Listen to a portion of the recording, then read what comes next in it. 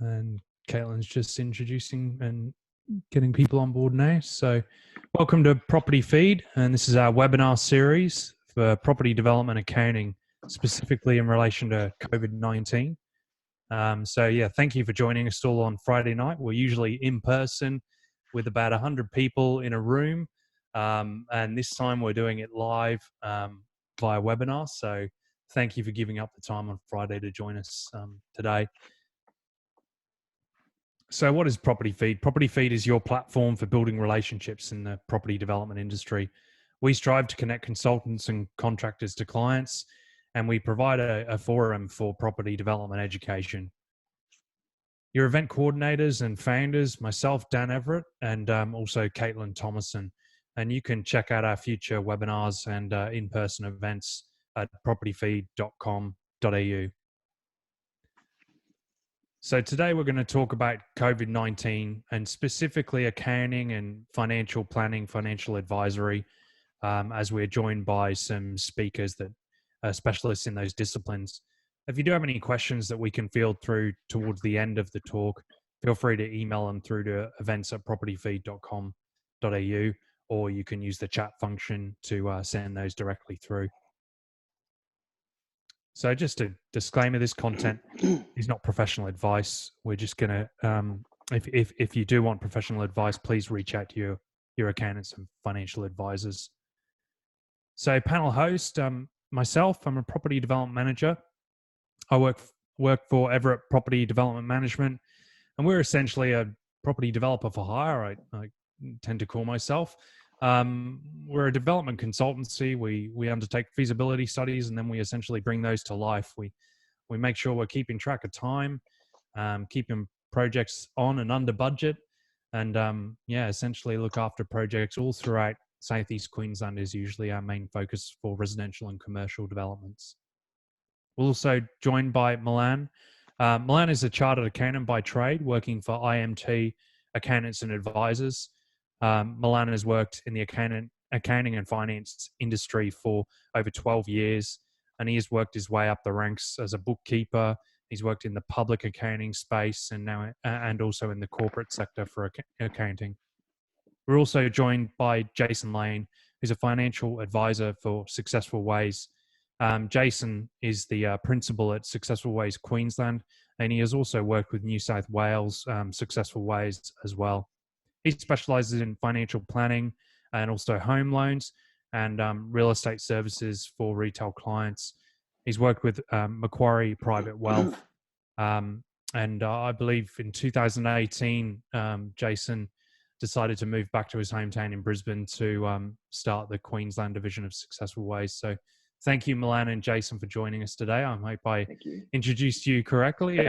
I've got a few of my talking points missing on the screen here that's hidden by all the attendees. So you can fill me in with any changes there. So topics for discussion are, we've got Milan on board as an accountant that's going to really touch into more COVID-19 related issues, cash flow boost, JobKeeper, the instant asset write-off increase, and also access to superannuation. And then we've also got Jason that's going to talk a bit more broadly about financial advisory and also touch into how some of these items may have changed due to COVID-19. So the first home loan deposit scheme, first home super saver scheme, direct property via super, so a self-managed super fund, and also a talk on insurances. We don't have a whole lot of time today due to the webinar. We'll try and keep this around 35 minutes. So we will be talking at a high level, but feel free to field through any email questions to specifically to get a response from Milan or Jason. But Milan, probably if you want to take this first one, what is your company, IMT Accountants and Advisory, advising their clients currently during COVID-19? If you can talk on some of these items. Sure. So, look, at a time like this, it's something that we haven't seen, or business owners haven't seen in a very long time, or if ever. What we are saying to clients and friends and family, to be honest, is there are some key things that a business and an individual should also look into. So at the moment, what we are suggesting is, keep cash close, and protect yourself. So whether that's, wills, power of attorneys, things of that nature, that they should be up to date at this time. Your banking and funding, they should be top notch at this time. And Jason can also discuss a few elements of this as well. And communication is really important at this time. So you've got obviously your immediate business team, and then you've got your employees, keeping them in the loop. Another couple of things, customers, suppliers, you need to know exactly, where your debtors are and creditors, what you owe and what you don't, and also keeping balance with all of this, taking care of your physical and mental health, I guess, is key. Yep. Thanks, Milan. Do you want to quickly tap into what is the cash flow boost? Maybe just short and sweet, just these dot points. Like short and sweet. I'll try not to bore everyone, but it is a Friday night. I've got my virtual wine glass over here, but look, simply put, the cash flow boost is a stimulus brought out by the government, anywhere between 20k to 100k between the quarters of March till September 2020.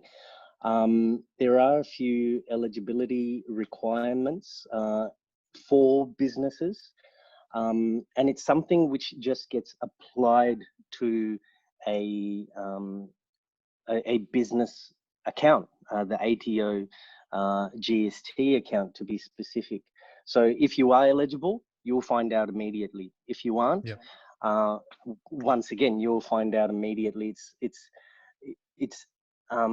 something that the ATO will apply immediately. You don't have to apply, there are no special forms, nothing of that requirement. But generally speaking, there are a couple of things. You need to be a small to medium enterprise with an annual turnover of less than 50 mil. You need to have held an ABN from the 12th of March. You do need to have pay-as-you-go withholding registration as well from the 12th of March. And you do need to be paying employees, and this can be salary, wages, director fees, compensation payments, and voluntary withholding from contractors as well. Yeah, sure. Okay. So those are some of the general requirements. What about the JobKeeper? I know Milan, just for people listening in, Milan has put himself out there. Feel free to jump on his website and give him a call to see if you can get access to any of this. I'm sure Milan will take your call. Otherwise, 100%. Please connect with your current accountants as well, if you've already got an accountant assisting you. But what about JobKeeper, Milan? Yeah, 100%. Just on that point, look, we are getting calls, and I'm happy to take those calls, even if it's a 5-minute call, just to find out where you're at. 100%. This is a time, once again, that we haven't seen before, and it's about helping one another. So no issues there. JobKeeper is another cash stimulus that the government brought out, and it is determined more on turnover. And it's essentially, it can be for the eligible employers, you would have had to have a eligible employee on the 1st of March 2020 and carried out a business. Now that can be a not-for-profit as well. And there are certain fall in turnover tests for each type of business. For 1 billion or less, which I believe is most of the people that are probably listening, a 30% fall in turnover. And they assess certain months or certain quarters in order for you to be eligible for this job keeper incentive, which is 1,500 Sure. a fortnight. Yeah. And I find it quite a few people watching because we are in the property development space. So a lot of people are working in businesses that service the construction industry, being an essential trade.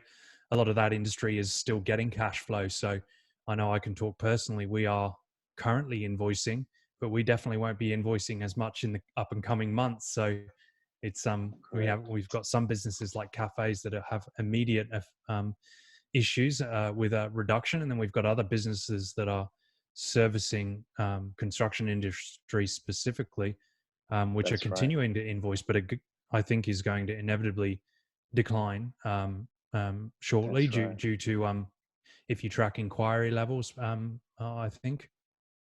Yeah, So is that, that's right. yeah. That's one of the things that I'll touch upon right at the end probably as well. Mm, Is, yes, there are some businesses that are doing well actually.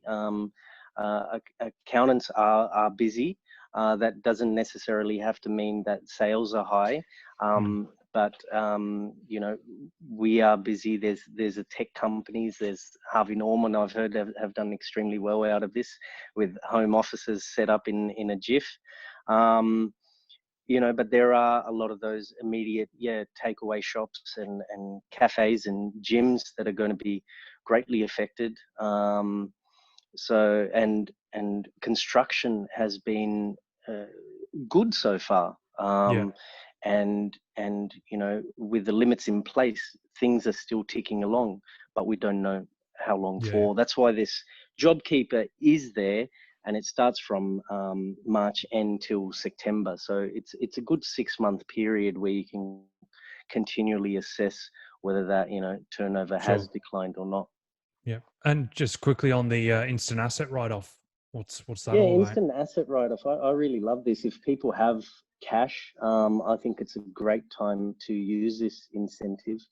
So threshold has, over time increased to 30,000, 30K per asset, so you could virtually buy anything up to 30K and claim it as a outright deduction.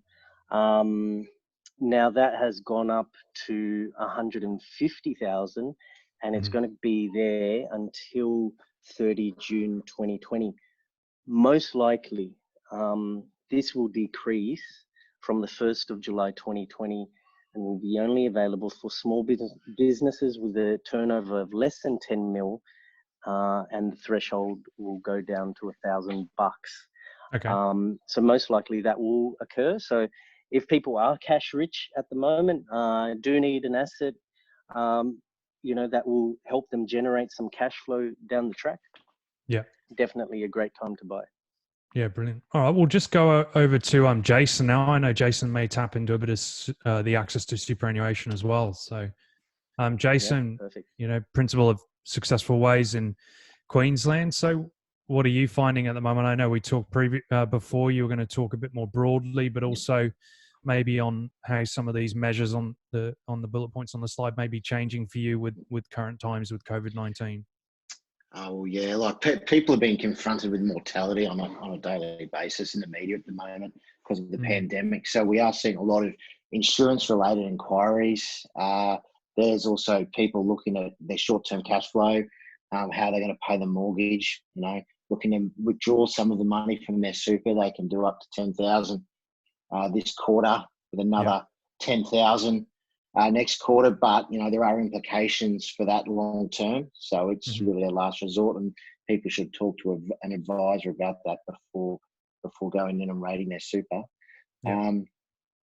And also just concerns about paying the mortgage and talk. It's really about reaching out to the lender and seeing what they can do about pausing repayments for 6 months. Mm-hmm. Yeah. Okay. So look, yeah. You want to talk about maybe the first home loan deposit scheme and just briefly provide a bit of education to us on that? 100%. So this got released at the start of the year. And most people have heard about the first home buyers grant for new builds and the stamp duty concessions. But what this allows is especially young people, traditionally they'd needed their parents to put in their property as a second piece of security or pay a large LMI premium. But not only that, the LMI is an extra layer of assessing on the loan. So you've got the lender assessing, then you've got the LMI assessment. And these times, if these people have got reduced hours because of COVID-19, we're finding it very hard to get an LMI loan over the line. So what this scheme allows is the government actually puts in 15%. The borrower only has to put in 5%. So you effectively get the same result as an LMI loan without the premium and without the stringent assessment. I guess the downside is it does cap it at 475,000. So that will limit where you can buy. But there's a possibility there for a young person buying a new home for 475. They get the first home buyers grant. They only have to put in 8,750 of their own money because there's no stamp duty. The government puts in 15%, and they can get into a new home for that much. So I assume that's a home and land. So I couldn't go buy a $450,000 block of land and then use this scheme and then do a build on top of that. It would have to be a package. There's still going to be restrictions in place. Yeah, that's right for that. Okay. But like with the first home buyers grant, you can get vacant land with that. So just keep that in mind. So it's similar to that. Yeah. Okay. And what about the first home super saver scheme? I get asked this. People ask me about this a lot, and they kind of heard they can use their super to pay for a deposit, but they don't really know how it works. And essentially, what it allows you to do is salary sacrifice up to $15,000 a year, up to a total of $30,000, and you can do that. Your spouse can do that as well. So that's a total of $60,000 you can put into super pre-tax. And it's only taxed at 15%. So most people's tax rate's going to be around 34.5%, including Medicare levy. So there's a huge tax saving there. Sure. And not only that, the rate, it's got a deemed rate of 3% plus the bank bill swap rate. So you compare that to what people are earning in their savings accounts, less than 1%.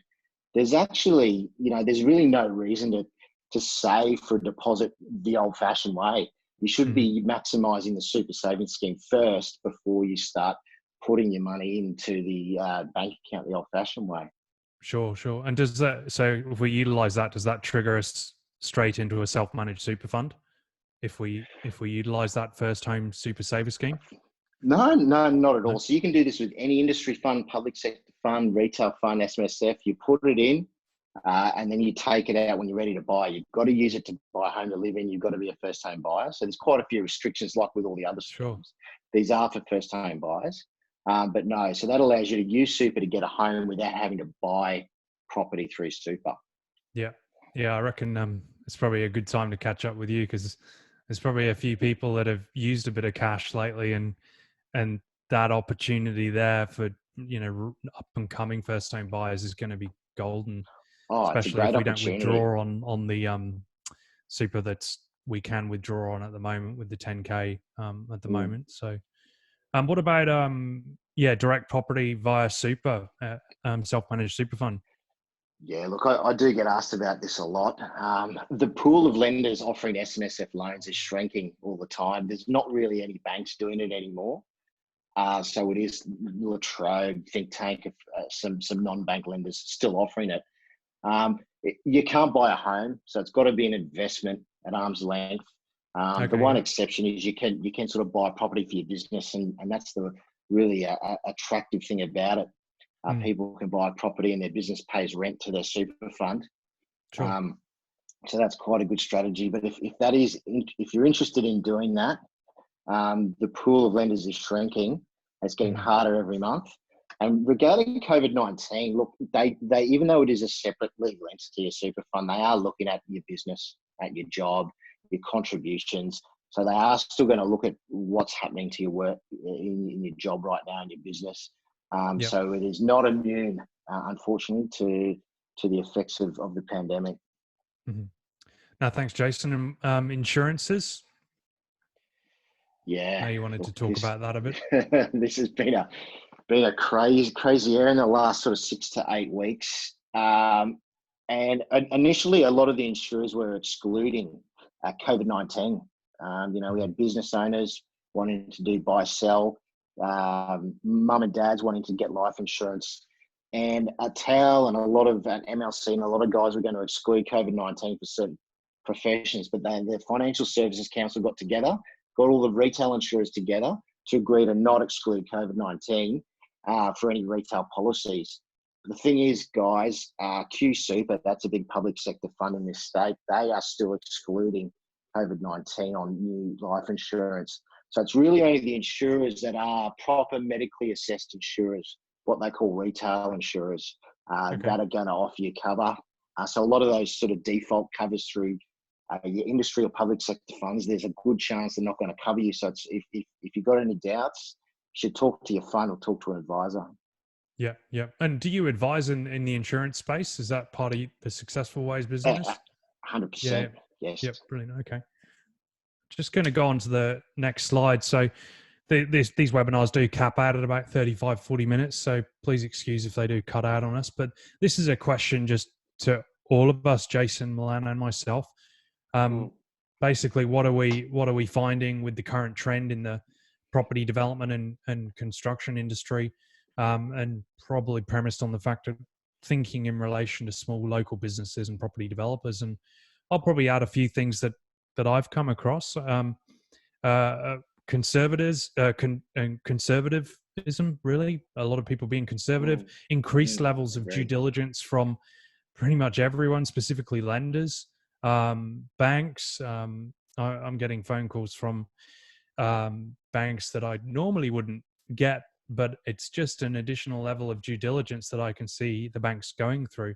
Some people putting projects on hold at different phases of the project. I'm fortunate enough to get access to developments that are either in acquisition all the way through to achieving settlements at the moment. So, I'm seeing people put projects on hold at varying different sectors. So, but there are still projects ongoing as well. As I mentioned before, we're still invoicing. There are still projects kicking along.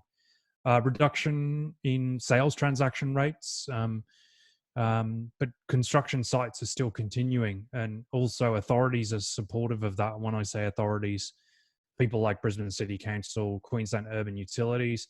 If you try and do a pre-start meeting to kickstart a subdivision, for example, Brisbane City Council are going to be on site, QUU are going to be on site. So the industry that are supporting bringing projects to life and getting getting construction ongoing, plumbing inspection, that's all happening. So I've just recently done one, and yeah, we had all the authorities there. So one thing that has changed, pre-lodgement meetings are now via video calls, which are going really well. I've had a number with Queensland government and some of the local authorities around Southeast Queensland. Some delay to construction materials. However, I've got some projects underway at the moment, apartments, for example. We're pretty much okay. I've had no EOTs in relation to COVID-19. I've had no variations yet on projects in relation to COVID-19. However, we are thinking we are doing a lot of due diligence to make sure that if we are procuring materials from overseas, that we're factoring that in the timeline, because we're having to ship some material. Property values, definitely not my field of expertise, but I think most people say yet to be fully determined. So I'll stick with that one, yet to be fully determined.